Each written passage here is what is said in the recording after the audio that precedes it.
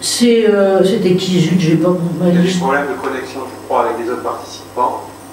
Ouais, mais ah non, c'est Bernard, c'est toi, d'accord. Ok, ouais, juste pour reprendre 30 secondes là-dessus, je pense que c'est aussi très révélateur de ce qu'on souhaite et ce qui va dans le sens des entreprises à mission, de la responsabilité sociétale, globalement de tous les acteurs, et c'est cette proximité, je pense, à recréer sur la finalité mission, quoi, les vraies finalités, ce que vous dites sur l'acceptation et l'éducation au risque, sur la recréation d'un truc de confiance et qui est pas seulement dans les mots. Donc oui, merci pour ça. Bernard, tu veux dire deux mots, puis après je te recoupe ton micro parce que ça fait des interférences. Vas-y, toi. Oui, j'ai trouvé l'intervention très très intéressante. Merci. Bernard, c'était toi qui parlais? Oui, c'était moi, oui. Ah oui, vas-y, reprends, pardon. Non, mais je disais que l'intervention précédente, et on peut rappeler le nom. Oui, qui parle de la question, au fond, de la responsabilité individuelle qui doit se mettre, disons, en phase avec ce qu'on appelle les risques, on va dire, que soi-même on permet d'éviter à la collectivité. C'est-à-dire que ce que font les organisateurs de spectacles, ils ont tout à fait raison. À partir du moment où il y a un passeport vaccination qui est en route, eh bien, ils protègent d'une certaine manière le collectif et donc le système général. Et l'implication, et ce que disait aussi Jacques Répussard, l'implication ça s'appelle au fond la démocratie citoyenne, c'est-à-dire que le pouvoir uniquement centralisé ou le pouvoir uniquement centré à un certain endroit, eh bien, je pense que c'est d'une certaine manière une privation de liberté qu'on pourrait considérer comme une privation de liberté collective. Donc, je crois qu'il faut réinstaller aussi, et ce que j'ai demandé moi personnellement, moi je voyais le message que je faisais passer aux médecins du travail des services de santé au travail, c'était de voir dans quelle mesure ils pouvaient aussi contribuer, par exemple, à la campagne de vaccination générale. Enfin, sortir un peu du cadre. Il y a un certain moment, il y a des prises de risques à prendre, sortir du cadre réglementaire, normé, pour aller dans une relation de confiance, comme le disait très justement notre interlocutrice précédente, dans une relation de confiance pour prendre des risques et accompagner. Alors faut-il, c'est vrai qu'il y a un dialogue avec les pairs qui peut consolider un peu tout ça, faut-il, à ce moment-là, sur un certain nombre de référentiels aussi. Alors là, il y a un travail peut-être de référentiel à mettre en place, accompagner au fond la mobilisation générale pour trouver des solutions collectives et permettre à l'économie de continuer à fonctionner. Parce que si l'économie se plante, entre parenthèses, la protection sociale, elle ira pas très loin et le coût pour les générations futures sera effroyablement handicapant. Donc on peut pas faire ça. Je crois que là, il y a un problème d'enjeu même de survie sociétale. Enfin, il y a des laissés pour compte là qui vont être absolument effroyablement pénalisés par l'absence de contribution de la société civile à l'accompagnement par un certain nombre d'actions. Ce qui était dit sur, par exemple, ça s'est fait à Tbilissi, en Géorgie, l'histoire aller analyser ce qui se passait dans les eaux usées pour récupérer les niveaux de virus qui se répandaient. Les Géorgiens, ils ont depuis des années travaillé sur ça parce qu'ils n'avaient pas d'antibiotiques. Donc, il fallait bien qu'ils fassent tout un travail sur la vaccination avec les virus qu'ils arrivaient à repérer dans les eaux usées. Donc, il faut qu'on joue au maximum sur la contribution un certain nombre de solutions et que les entreprises et les salariés s'y mettent. Et, enfin, en particulier, c'est la position de l'Archer, entre parenthèses, la position de la vaccination obligatoire. Donc, je laisse la parole aux amis participants. Oui, peut-être Jacques, et ensuite j'ai vu tout à l'heure que Michel Descazaux, vous disiez aussi tout à fait d'accord, René aussi, donc si vous pouvez, d'abord Jacques Répussard et puis après Michel. Par rapport à ce que disait tout à l'heure Agnès Lebrun, juste deux remarques. La première, c'est qu'on ne peut pas on peut pas essayer de substituer un système normatif à un autre. Et je pense qu'un des enjeux aujourd'hui, c'est dans notre société, et bien au-delà d'ailleurs de cette crise du coronavirus, c'est de savoir comment finalement on peut sortir de cette habitude qui a été prise depuis 2 ou 3 générations d'attendre de la normalisation de l'État en général, mais c'est aussi peut-être de temps en temps d'autres types de normes qui arrivent de l'Europe ou bien des partenariats sociaux aussi d'ailleurs, d'attendre qu'on fixe des règles et qu'on détermine nos comportements en tant qu'acteurs dans la société au regard d'un ensemble de règles. Or, il y a d'autres choses qui comptent. Il y a aussi les valeurs fondamentales et il manque une sorte de respiration de la société. Et les entreprises, à mon sens, peuvent être un des lieux où on organise cette respiration, parce que ça ne se fait pas tout seul. C'est-à-dire, on dit il faudrait que les collectifs se mettent, etc. Il faudrait. Mais qui va prendre l'initiative? Ça ne peut pas être laissé. Si on le laisse à l'État, quel que soit le ministère, alors certains ministères sont, c'est vrai, mieux organisés que d'autres, ont des moyens logistiques plus puissants que les uns que les autres, mais le problème, il n'est pas seulement là, c'est-à-dire c'est toujours l'État. Et donc, comment est-ce qu'on fait pour que la société arrive à reprendre l'habitude de se prendre en main, ce qui était quand même l'histoire de l'humanité, c'est pas l'histoire des États, c'est l'histoire des sociétés qui se prennent en main, qui résolvent leurs problèmes. Et aujourd'hui, il nous manque cette dimension-là. Bien entendu, il y a un tas d'outils qui doivent être centralisés au niveau de l'État ou des organisations publiques en général, la production au sein des entreprises, mais au-delà de tout ça, ce qui fait la mayonnaise d'une société, c'est le dialogue entre les citoyens, c'est le fait qu'il y a un certain nombre d'animateurs, des gens qui ont des idées, qui les promeuvent, qui ont une certaine écoute, et certaines idées vont être majoritaires par rapport à d'autres, elles vont s'imposer, mais c'est ce bouillonnement-là qui n'est pas respecté, c'est-à-dire peut-être il peut avoir lieu, mais il n'est pas considéré par ceux qui ont le pouvoir aujourd'hui comme étant un élément essentiel. C'est plutôt même considéré comme une nuisance. C'est-à-dire, on voit que les débats, par exemple, l'État n'encourage absolument pas le débat sur le passeport vaccinal. Oui. On veut nous ramener à une sorte de binarité, c'est la vaccination étant volontaire, personne ne demande ce qui paraît raisonnable. Du coup, le passeport vaccinal n'est pas un sujet. Mais ça, en termes de raisonnement, c'est quand même un bâillonnement de capacité à dialoguer. Donc, pour moi, c'est complètement inacceptable, ce genre de prise de position. Tout à fait. Qui d'ailleurs ne prétend pas être une prise de position. Ça présenté comme simplement la logique. Et quand on est devant ce genre de situation, on n'est pas très très loin de ce qu'on observe aux États-Unis, c'est-à-dire qu'on arrive à finalement des libertés qui n'ont pas le même sens. Alors, le passeport vaccinal, effectivement, ça peut être aussi bien une atteinte à la liberté qu'un facteur de liberté.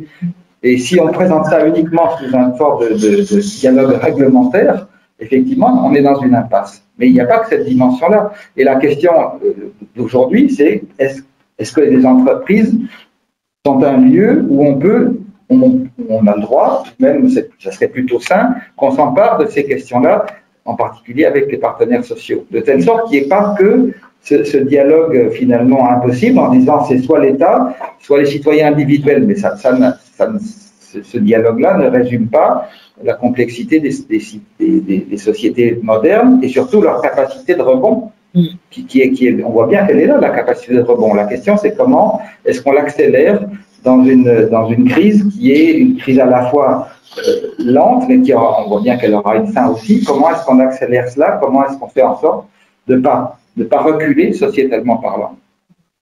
Merci Jacques. Michel Descazeaux, de votre côté, je dirais que vous, avec à la fois l'optique, peut-être une réaction sur l'optique éducation, risque, empowerment de ce côté-là. Michel, vous voulez bien prendre la parole 30 secondes, là, ou un peu plus? Ou est-ce qu'il est Michel est puis après René, attendez, il est là et il a son micro. Merci Michel. Je ne sais pas si vous m'entendez. On vous entend très bien. D'accord. Donc tout d'abord, je pense qu'au niveau de la société, pour faire une remarque, l'individualisme et la culture individuelle a beaucoup progressé. Et c'est sans doute un des obstacles parce qu'il suffit de voir pour le passeport vaccinal ce qui est dit par les médias dès qu'on évoque cette question, c'est la levée de bouclier. Bon, donc c'est pas si facile que ça de décréter qu'on peut aller vers du collectif et non pas de l'individuel. Je pense que l'entreprise a un rôle essentiel, hein, donc c'est ce qui se passe pour la sécurité et la santé dans l'entreprise, hein, un rôle de formation, d'éducation, de mobilisation des individus sur des objectifs dans ces domaines. Et il peut y avoir, et je suis sûr qu'actuellement il y a sans doute mobilisation sur le sujet du Covid, déjà pour les protections individuelles, et qu'on pourrait aller plus loin. Mais les entreprises, c'est entreprises au pluriel. Hein. Il y en a qui sont très structurées, les PME le sont moins. Donc il faudrait voir le sujet de façon plus organisée sans doute, peut-être au niveau des partenaires sociaux, des fédérations et puis du MEDEF. Mais bon, c'est une bonne piste, hein, mais il faut aller vite là maintenant, en particulier pour ce qui est la vaccination, dès que les vaccins qui peuvent être utilisés facilement. Donc je pense que les prochains vaccins pourraient être les vaccinations pourraient avoir lieu dans les entreprises, comme ça se fait pour la grippe et puis pour d'autres maladies. Hein.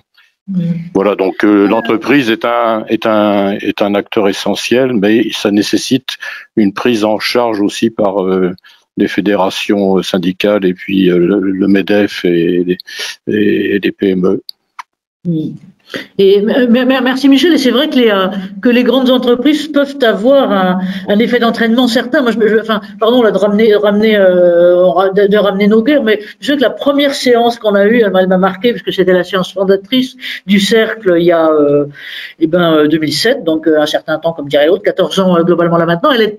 C'était bien moins, mais on était déjà dans un truc qui était le SRAS, et donc quelle est la responsabilité par rapport à un problème qui est déjà un problème de santé publique, quelle est la responsabilité des structures. Et donc on avait là, c'était déjà symptomatique, à la fois quelqu'un de la PHP et puis des responsables sécurité, parce qu'à l'époque on parlait plus de sécurité que de santé en mise en avant d'entreprise. Donc il y avait à l'époque, il y avait Veolia, mais il y avait aussi IBM, et on voyait là par exemple ces deux types de structures qui avaient pris sur elles, alors d'abord parce qu'elles avaient une activité internationale très importante, et qui avaient vraiment pris sur elles de monter des vaccinations sur, encore une fois, ce qui était un pari à l'époque, c'était géré par Bachelot, hein, globalement là-dessus. Donc effectivement, c'est un rôle possible. René, je crois, pardon, vous aviez envie de quelques mots aussi sur ces questions-là. Donc je déverrouille votre micro. Vous êtes toujours là au bout. Lina, je coupe ton micro si tu veux bien. Oui. Pardon. Je te coupe la chic et je la donne à René. Ben voilà, qu'il l'a pris, c'est bien. Effectivement, ce que je voulais dire, c'était l'intervention de Madame Lebrun. C'était vraiment très intéressant. Je pense que c'est vraiment tout à fait ça. Ça résume bien la problématique, et qu'effectivement, en résumé, finalement, on s'aperçoit dans la société que il y a ceux qui font et ceux qui disent, et puis que finalement ce sont pas les mêmes, et que ça pose d'énormes problèmes de coordination à partir de ce moment-là, quoi. Et donc, je crois que c'est. Alors après, derrière, sur le passeport effectivement vaccinal, la question c'est et quid de ceux qui auront attrapé déjà le Covid, parce que évidemment ils ne pourront pas faire de vaccination, donc je sais pas comment ça marchera. Mais bon, je crois qu'il faut creuser des idées comme ça de façon à libérer les activités, effectivement, spectacles, etc. Voilà, c'est ce qu'il faut faire maintenant. Il faut y aller, je dirais, progressivement, mais il faut vraiment réaliser, quoi. C'est comme les vaccinations. Bon, effectivement, on sait très bien qu'il y a des halles de sport vides qui n'attendent que de faire, je dirais, de la vaccination en masse. Et puis, pourquoi on le fait pas, quoi. Mais bon, c'est encore une fois, c'est la logistique, la question de logistique. Logistique, mais il y a aussi la question. Attends, Jacques d'abord et puis Lina, on te repasse la question. Merci René. Hein. Oui, je dirais, il y a deux choses. Il y a la question logistique, qui est le débat du moment, mais j'imagine que ça va finir par se régler, parce que la France est quand même un pays qui globalement s'organise, même si c'est parfois compliqué, mais il y a aussi beaucoup de problèmes de communication, c'est-à-dire on a déclenché énormément d'attentes vis-à-vis de la société avec un démarrage de la vaccination qui n'était pas prêt. Donc je pense qu'il y a une erreur là, de communication. Si on n'était pas prêt, il ne fallait pas dire à la télévision que la vaccination commençait avant Noël. Bon, ça c'est une chose. La seconde chose, c'est quelle est l'attitude des Français vis-à-vis de la vaccination. Et ça, je pense que le discours de l'État ne peut pas être le seul discours, et ça n'est pas un discours d'ailleurs qui a une grande capacité à mobiliser. Ils peuvent au contraire mobiliser les anti. Et je pense que c'est au sein des sociétés, des associations, des collectivités locales, que finalement, le montage d'arguments défendus par les pairs au sein des collectifs sociaux qui peut avoir un effet beaucoup plus important que la parole normative de l'État. Et c'est un outil dont on ne se sert pas. Alors, j'entends dire, oui, mais alors il faut attendre que le CNPF, etc. Bon. Mais les entreprises peuvent aussi agir. Certaines peuvent innover. Alors, peut-être que ça ira un peu dans le désordre, ça n'a strictement aucune importance. Ce qui compte, c'est que la société se mobilise localement, et que des initiatives se développent, que certaines réussites seront mises en avant. Et du coup, c'est ça qui entraîne le consensus aussi. Finalement, le consensus normatif, il naît des innovations et non pas du seul dialogue normatif. Le dialogue normatif n'est que la conclusion de l'accumulation d'expériences. Et donc, sans ces expériences, on ne peut pas avancer. En fait, on ne fait que normaliser et mettre des normes au regard des situations anciennes qui, aujourd'hui, on voit bien qu'on ne peut plus discuter comme si c'était avant la crise. Donc, beaucoup de choses ont changé. Et ce sont ces innovations de la société face à ces changements qui seront le facteur des normes à venir. Et c'est pour ça que moi j'encourage fortement tous ceux qui sont en situation d'innover, de le faire, de lancer des expériences. Finalement, ça ne peut être que bénéfique. Même si elles sont petites, même si elles sont d'ampleur limitée, même si elles sont contradictoires par certains aspects, ça n'a aucune importance. Ça fait avancer le débat, et ça c'est un facteur d'avancement de la société dans son ensemble. Merci. Lina, à toi, pardon, parce que je t'ai coupé la parole un peu beaucoup. Bernard, je vous recoupe votre micro, et puis juste les choses, si Christine Louis-Simon par exemple, et puis aussi Jean-Claude Besson, vous pouvez peut-être aussi même commenter et voir un peu ce que les avancées, enfin la façon dont les choses mûrissent dans vos entreprises, ça sympa. Donc Lina, à toi, et puis Christine après.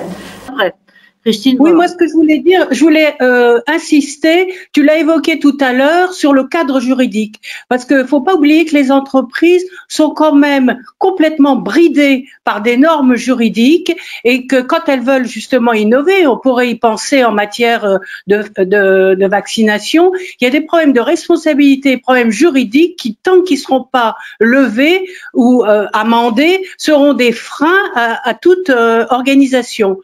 Donc, on ne pense pas suffisamment au cadre juridique dans lequel les choses peuvent se faire, et c'est à ce niveau-là qu'il faudrait réfléchir à comment alléger ce bridage. Concernant aussi l'organisation de la vaccination, moi, j'irais témoigner de ce qui s'était fait à l'époque de la H1N1, où les médecins du travail avaient été sollicités, voire réquisitionnés, pour participer dans les centres de vaccination, au même titre que les infirmières. Et dans l'urgence, on pourrait parfaitement penser à ce moment-là à appeler ce personnel pour participer et amplifier la vaccination. Et par ailleurs, effectivement, tout ce qui peut être information peut être développé dans l'entreprise. Mais je pense que la vaccination contre le H1N1 s'était organisée extrêmement rapidement et de façon très efficace. Bon, il n'y a pas eu de participants, il n'y a pas eu de candidats, mais l'organisation tenait la route. Ouais, merci Lina de nous rappeler tout ça. Effectivement, la question aussi de la prise de risque et de l'équilibre, et qui est le propre, je dirais, de n'importe quel manager, c'est de regarder ce que sont les risques, y compris les risques juridiques, et de prendre ses décisions en fonction de ça et de l'urgence de la situation. Je dirais que moi, je me rappelle un peu ce que tu nous avais dit sur Fukushima, c'est important. Alors Christine, pardon, parce que je vous coupais la chic, donc je coupe celle de Lina, excusez-moi, crac. Voilà, et Christine, à vous si vous voulez bien. Oui, bonjour à tous. Alors, je n'arrive pas à activer ma caméra. Est-ce que tout le monde m'entend en revanche? On vous entend super bien. D'accord. Alors déjà, bonne année à tout le monde, et effectivement, j'espère que cette année apportera une lumière et je dirais coupera les spicules ou la spike du coronavirus de manière un peu plus définitive. En attendant, j'ai 2 points que j'aimerais développer. Moi, j'ai fait toute ma carrière en service autonome, et finalement, j'ai toujours compris que la santé publique, les formations de santé publique, la santé des individus ne pouvaient pas être désolidarisées de la santé au travail. D'accord. À l'époque du sida, on faisait autant de campagnes contre le sida et pour les mesures de prévention au sida en entreprise qu'en santé publique. On s'est jamais beaucoup posé la question dans les services autonomes, essentiellement grâce au fait que nous étions non seulement soutenus par les entreprises, mais que les salariés étaient en demande et que, comme on dit en marketing, on avait une population entre guillemets captive qui ne demandait que ça et qui nous en était reconnaissante. Comme le soulignait à l'instant Lina, les médecins du travail sont avant tout des médecins et font partie des forces médicales du territoire. Pour en revenir à la vaccination, et effectivement les forces médicales du territoire ont été rappelées au moment de H1N1, on nous réquisitionnait pour aller vacciner dans les centres de vaccination, quelquefois de façon fort déplaisante. J'ai quelques amis qui ont été cherchés par la police alors qu'ils n'avaient même pas été avertis autrement, ça fait un peu mauvais genre au sein de l'entreprise, mais bon. À ce moment-là, au moment de H1N1, nous avons demandé à faire les vaccins en entreprise. Personnellement, je l'ai demandé de manière répétitive. Je ne les ai jamais reçus, sauf à la fin de la vaccination, quand on s'est aperçu qu'on avait trop de doses qui n'avaient servi à rien. Là, on m'a permis d'aller chercher des doses, mais quelque part l'épidémie était terminée, c'était trop tard. Pour en revenir au sujet qui nous occupe aujourd'hui, évidemment que dans les services autonomes, en tous les cas, je parle pour les Galeries Lafayette, nous sommes totalement prêts à faire les vaccinations et à les faire selon les priorités éthiques, les priorités médicales. Tout est en place, sauf les vaccins. Alors, je les ai déjà demandés, j'ai écrit à l'ARS, j'ai écrit à la santé, au ministère de Santé publique, pas de réponse. Bien sûr, on n'en a pas assez, je peux le comprendre, c'est l'absence de réponse qui est un peu désagréable à la longue. Mais effectivement, peu de réponses. D'autre part, nous commençons sérieusement à avoir énormément de personnes, pour certaines qui ont des parents de plus de 75 ans, enfin qui rentrent dans les priorités vaccinales et qui nous demandent où s'inscrire, comment faire. L'ARS et le ministère a envoyé un site qui reste définitivement inaccessible, en tous les cas chaque fois que j'y vais. C'est déplaisant. Alors je sais que des mairies, des CHU font des choses et font comme en mars, on met un pied devant l'autre et on fait. Donc un certain nombre de personnes sont vaccinées, dont des médecins bien entendu, mais ce sont des initiatives locales. Et je le déplore un peu. Voilà, c'est tout ce que j'avais à vous dire ce matin. Et juste Christine, par rapport à ça, vous là, c'est l'entreprise. Il y a les attitudes, demandes, réticences ou au contraire côté pushy, il y a des salariés finalement sur les gens quoi. Oui, l'autre volet de la question, c'est quel est le rôle des services de santé vis-à-vis de l'argumentaire pour la vaccination, parce que la vaccination protège des individus, mais son objet principal en termes de santé publique, c'est la protection d'une population entière. Donc c'est un enjeu collectif qui n'est pas compris par beaucoup de nos concitoyens. Même quand on voit des journalistes écrire des papiers, on voit qu'ils ne comprennent pas. On raisonne le vaccin en termes finalement de liberté de l'individu. Mais il y a un autre aspect qui est plus compliqué sur le plan conceptuel, qui est la vaccination en tant qu'outil de santé publique. Et ça n'est pas enseigné. On parlait des risques, mais c'est aussi vrai pour les paradigmes de la santé publique. Et la question qui se pose aujourd'hui, c'est non seulement est-ce que les services de santé auront des doses pour vacciner certains salariés, bon ça c'est une question opérationnelle, logistique, mais il y a une autre question qui est plus philosophique, c'est est-ce que les services de santé, avec les partenaires sociaux, au sein de leur entreprise, ont un rôle à jouer pour développer un argumentaire de défense de la vaccination, parce que c'est un des grands enjeux aujourd'hui de cette campagne. C'est pour ça d'ailleurs que le gouvernement peut-être s'est pris un peu les pieds dans le tapis, c'est qu'en fait ils ont peur qu'en promouvant trop fort la vaccination, ça crée un rejet. Et le risque il est là effectivement. Et la question, comment on prend ce risque? Est-ce que finalement dans la société qui est là pour mitiger ce risque? Eh bien, les entreprises en font partie, à mon avis, de ce milieu qui est capable de capter les attentes de questions des salariés et de développer un discours qui n'a pas besoin de venir d'en haut, qui peut être créé localement, finalement, et véhiculé à travers les pairs, à travers les médecins, mais aussi les syndicalistes, aussi les patrons de département, etc., pour qu'il y ait un discours positif sur cette vaccination. Voilà, et donc la question, c'est là, non seulement logistique, mais aussi sémantique. Christine, et puis après Jean-Claude Besson, si vous voulez bien. Christine, à vous. Merci. Oui, alors très concrètement, la promotion des mesures barrières ou de la vaccination, nous la faisons en service autonome, les services de santé du travail la font, ne serait-ce que parce que tous les mois je forme les références sanitaires, tous les mois j'ai des CSSTT, je fais des campagnes, à la limite, comme c'est nous qui les organisons, c'est à notre main et on a tout à fait les moyens de le faire. Il est bien entendu que la vaccination ne sera obligatoire pour personne, qu'elle sera proposée par l'entreprise, mais absolument pas obligatoire. Quant au passeport vaccinal qui commence à être évoqué, oui et non, en tous les cas, dans l'attente de l'assurance du fait que la vaccination protège de la transmission du virus, le débat reste encore un peu prématuré. Voilà, donc effectivement moi j'ai le sentiment de pouvoir faire la promotion de la vaccination et de donner aux gens une information nécessaire, transparente, éthique et correcte sur le sujet, et je peux le faire en service autonome en toute liberté. Merci Christine. Peut-être Dr Besson, Jean-Claude Besson, et puis on a là Jean-Yves Auger qui est arrivé, qu'on salue. Peut-être on vous passera la parole aussi tout à l'heure, si vous voulez bien. Jean-Claude, de votre côté, comment ça se passe dans vos entités, puisque je dis vos entités comme le Marquis de Carabas, puisque quand même votre structure est une très grande structure et internationale. Oui, donc bonjour à tous et meilleurs vœux. Jean-Claude Besson, je suis médecin coordonnateur du groupe Arkema, qui est un groupe chimique qui compte 20 000 salariés dans le monde, dont 7 000 en France.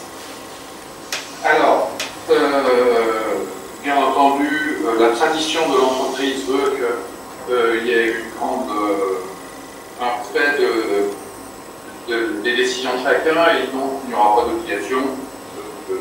Voilà comment ça se présentera.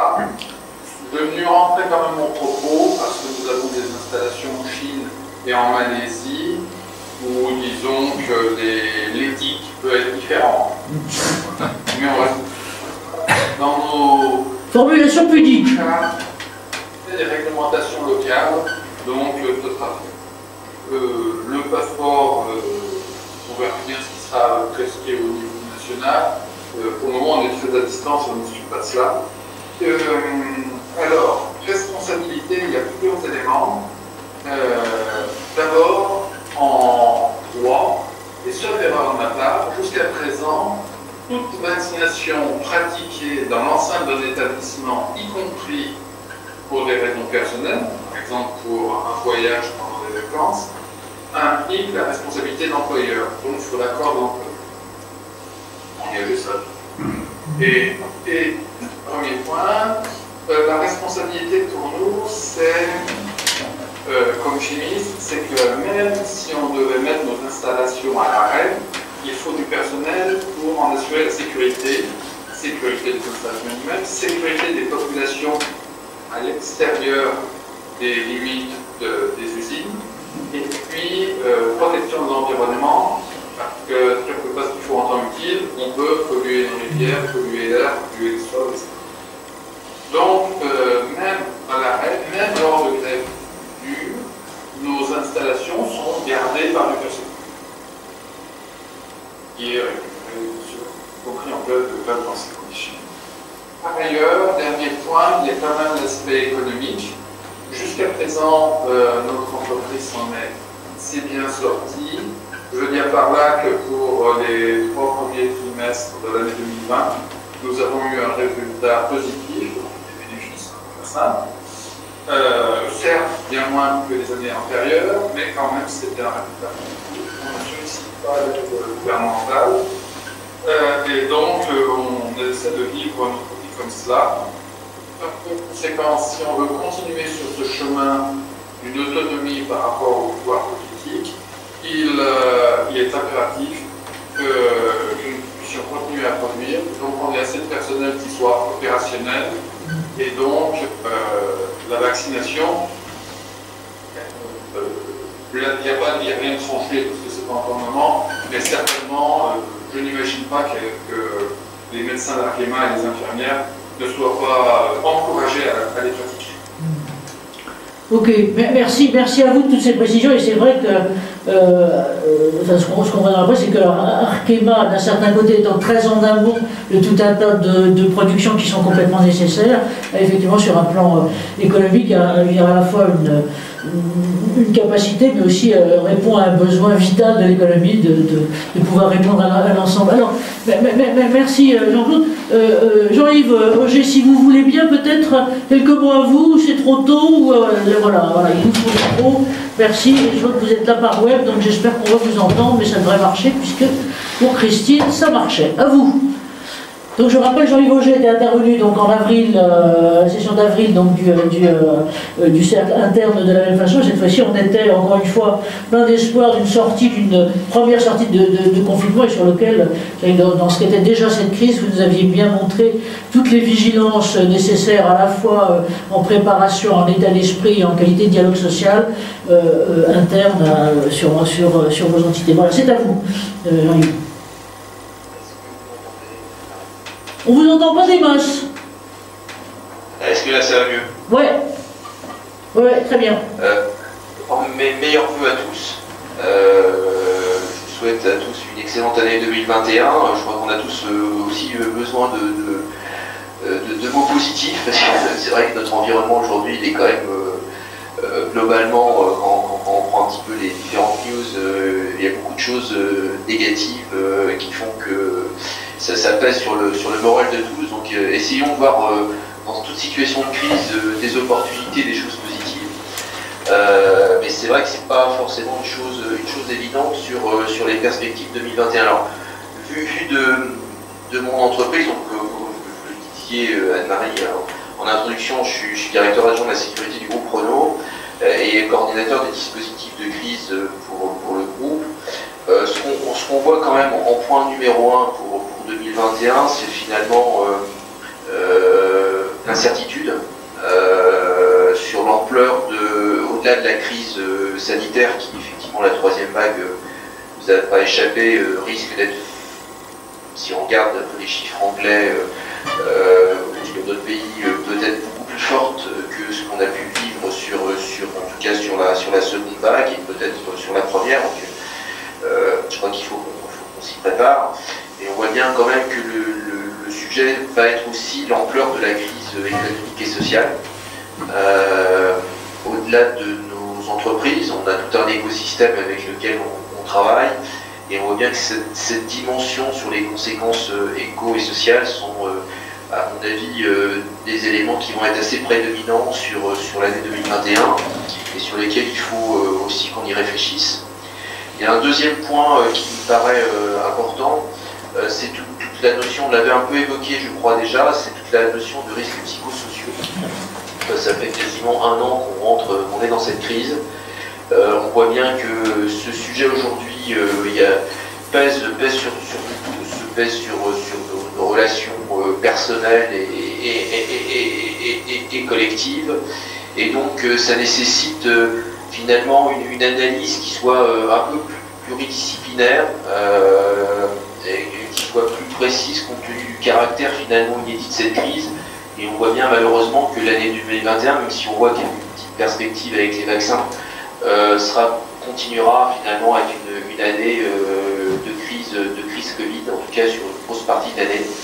Et donc je pense qu'il est important qu'on ait bien cet aspect des choses en tête pour essayer de le traiter dans nos organisations, ce qui n'est pas forcément la chose finalement la plus facile, parce qu'effectivement je pense que c'est un des gros sujets des entreprises aujourd'hui.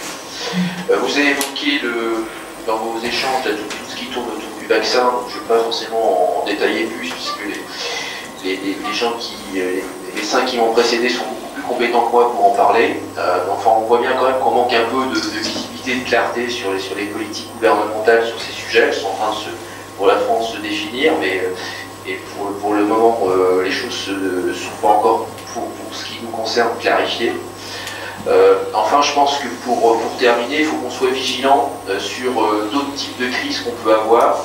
Il ne vous a pas échappé qu'il y a beaucoup de sujets cybersécurité en ce moment qui sont des attaques de Microsoft, des attaques de différentes entreprises. Je pense que ça, c'est un point sur lequel il faut qu'on soit très très vigilant, parce que on est globalement tous en télétravail, même si on peut se revenir un petit peu sur le site de temps en temps.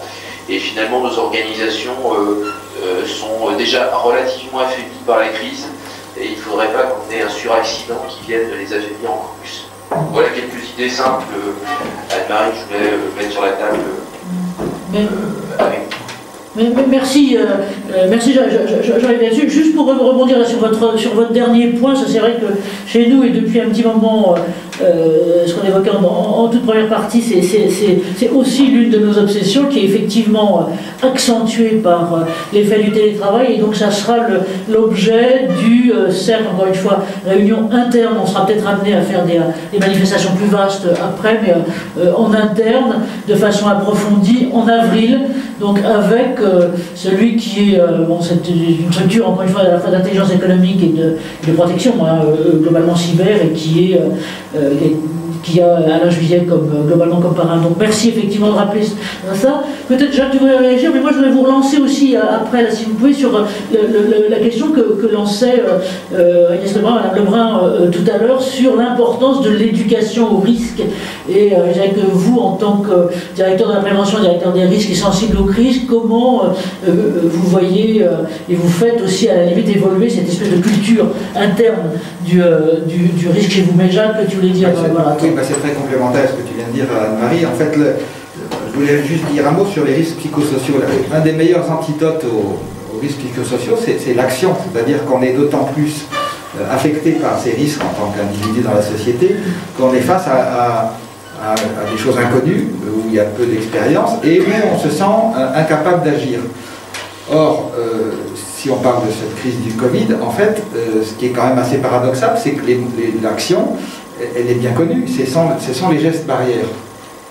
Et la pratique des gestes barrières, dans tout, y compris dans les milieux privés, dans toutes les occasions de la vie finalement. Et ça, je pense qu'il y a un déficit de construction de messages, mais co-construction avec les gens, qu'il s'agisse des salariés, des membres d'associations, d'habitants des villes, etc., de co-construction de messages qui peuvent les inciter à valoriser ces gestes barrières et non pas les prendre comme une attitude normative qui est une contrainte imposée par l'État, et donc quelque chose dont on se cherche à se libérer le plus tôt possible, puisqu'il n'y a pas le sentiment de danger. C'est un des grands problèmes de cette crise actuelle, c'est qu'effectivement les interactions sociales n'apparaissent pas dangereuses. Or, elles le sont en termes de santé publique, même si elles ne le sont pas pour la majorité des individus, elles le sont, c'est évident, en termes de santé publique. Et donc, la question c'est quels sont les messages qui peuvent inciter les citoyens à agir autrement. Et donc, en partant dans des entreprises, par exemple, est-ce que, avec les services de santé au travail et les partenaires sociaux, et puis les gens dans leur cadre de travail, finalement, est-ce qu'on peut imaginer, un peu comme l'a fait le lycée de Rambouillet, c'est-à-dire de voir quels sont les messages porteurs, qu'est-ce qui peut transformer un individu qui se contrefout du virus, parce qu'il est jeune, parce qu'il n'est pas porté là-dessus, ça ne l'intéresse pas, quels sont les messages qu'en tant que salarié d'une entreprise, peuvent l'atteindre en lui disant « Ah oui, tiens, finalement, maintenant que j'y réfléchis, peut-être qu'il faudrait que je fasse autrement. » Voilà, et ça, est-ce que ça fait partie du rôle des entreprises de se mobiliser là-dessus? C'est-à-dire comment est-ce qu'on peut, finalement, sachant que c'est le comportement des gens, principalement chez eux, puisque quand ils ne sont pas chez eux, ils sont au travail, on leur impose de porter le masque, de prendre des postes de travail, de télétravail, etc. Donc les risques sont minimisés en milieu de travail, bon, très bien. Mais ailleurs, est-ce que les entreprises, finalement, ont un rôle à jouer? Et à mon avis, oui, et parce que ce rôle, finalement, de vecteur, d'identification des thèmes de communication, de messages qui peuvent être portés et qui sont favorables aux gestes de prévention, qui sont favorables à la vaccination, qui de toute façon restera effectivement libre vis-à-vis du choix individuel, mais comment est-ce que les entreprises peuvent s'emparer de ce sujet-là et identifier, alors peut-être qu'il peut y avoir des expérimentations, peut-être qu'on peut échanger sur ces sujets-là. Le cercle peut être le cercle entreprise de santé, peut-être un lieu où on échange en disant tiens, dans notre entreprise chez Renault, chez Arkema, on a identifié que ce type de message, finalement, c'était plutôt favorable, les gens se sentent mieux parce qu'ils portent une action. Voilà, et c'est venu comme ça, et on en fait état, on présente. Voilà, c'est ce genre d'initiative qui peut-être, c'est très modeste, mais qui peut faire bouger les choses, à la fois en termes de vécu du risque psychosocial, qui est effectivement une composante majeure pour l'année à venir, et contre laquelle on peut se prémunir en faisant des choses avec les gens. Et ça, malheureusement, ce n'est pas dans la logique normative de l'État, donc il n'y a rien à attendre de ce côté-là, puisque l'État n'a pas ce pouvoir-là, et heureusement. Et donc, ça ne peut pas non plus venir de chaque individu au sein de la société, on est 60 millions, donc on ne peut pas attendre que chacun se préoccupe de ça. Et donc, finalement, les milieux organisés qui ont une légitimité, en gros, c'est le milieu du travail, et c'est le milieu des collectivités locales. En dehors de ça, il n'y a pas grand-chose. Il y a le milieu associatif des ONG, mais c'est beaucoup plus flou. Et donc, le milieu du travail est potentiellement un antidote considérable au risque psychosocial, sans parler même du risque sanitaire, si vous voulez, la capacité du pays à se relever. Voilà, et moi je suis convaincu que les entreprises sont au centre de ça. Ils peuvent être au centre de ça, mais encore faut-il y consacrer quelques moyens.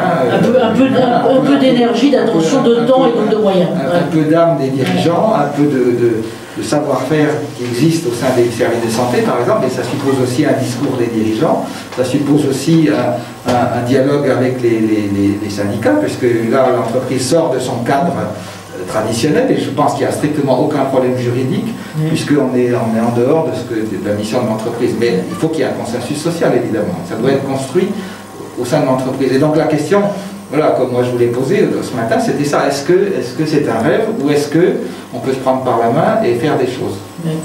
Merci Jacques de dire ça et de réagir comme ça. Je crois qu'effectivement, nous aussi on est là pour ça, et le cercle est aussi là pour ça, mais je dirais pour aider, je dirais à la fois identifier et à les valoriser, je dirais déjà les valoriser au sein du cercle, mais aussi les valoriser à l'extérieur. Et je profite là encore de la présence d'Agnès Lebrun. Je pense que c'est bien dans les territoires, ça peut être fait, on peut le faire par région, on peut le faire autrement, mais d'avoir effectivement ce discours positif et d'exemplarité avec des petites choses, parce que je crois qu'effectivement c'est les petits ruisseaux qui font les grandes choses là-dessus. Alors effectivement nous dans les liens on a un peu et plutôt le nord, on a aussi j'allais dire globalement les pays du nord, puisque là je vois par exemple va intervenir demain ce garçon dont je parlais qui est prof au CHU de Bordeaux et qui fait énormément de choses en partant des datas et encore une fois sur bien sûr la problématique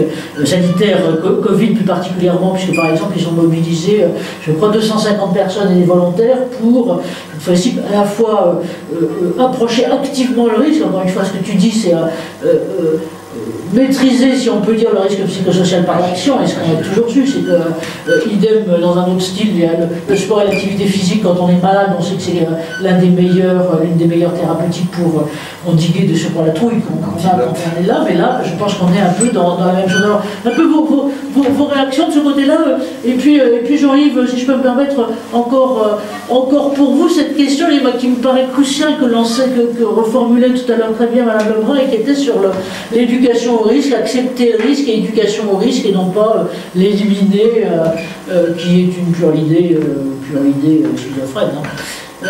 Jean-Yves, vous voulez bien?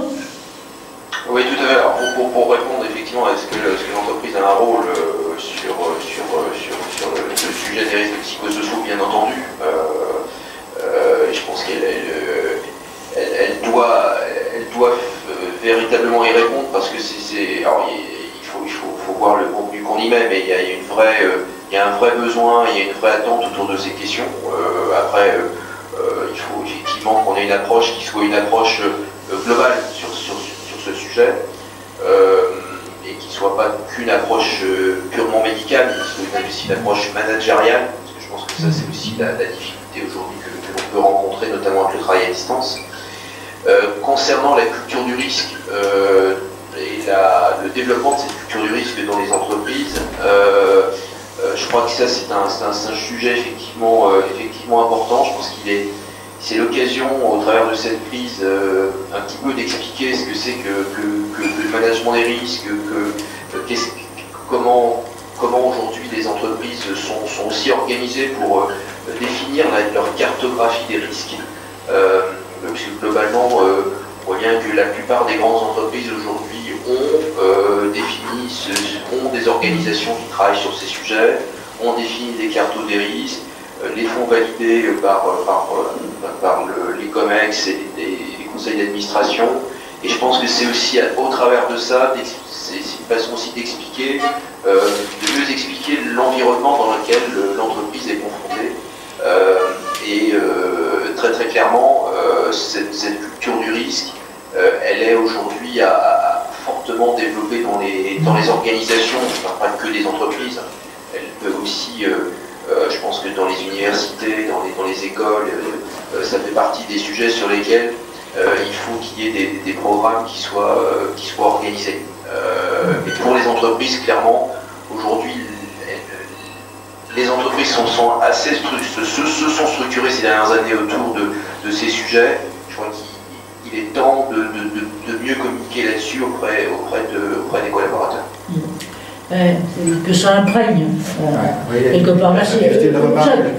C'est un sujet extrêmement important et il y a un biais dont on peut craindre des effets négatifs dans les 10-20 ans à venir.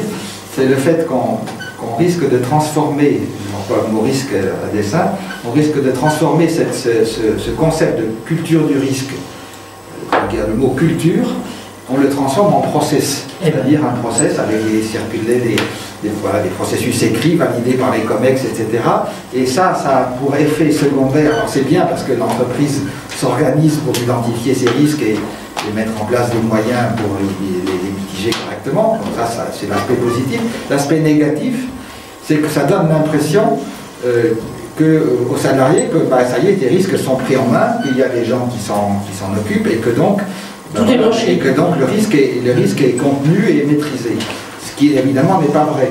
Et donc il faut absolument qu'en même temps que l'on fait ces cartographies du risque, moi je l'ai vécu en interne au sein de l'entreprise que je dirigeais, on a fait tout ce travail-là et dans le même temps, je voyais bien que finalement pour beaucoup de salariés, ça y est, c'était un problème évacué puisque ça en avait la cartographie qui a été approuvée par le conseil d'administration, donc le problème était résolu.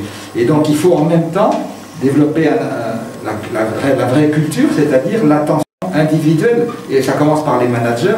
C'est pour ça que je m'implique actuellement avec Marie le disait, avec l'Université de Nice pour créer un nouveau diplôme en matière de leadership pour la sûreté. Alors il s'agit de la sûreté nucléaire en l'occurrence, mais enfin c'est un discours beaucoup plus général.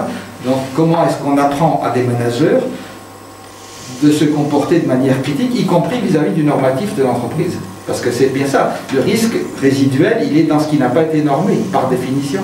Et ça n'est jamais zéro. Et donc comment on prend ça en compte?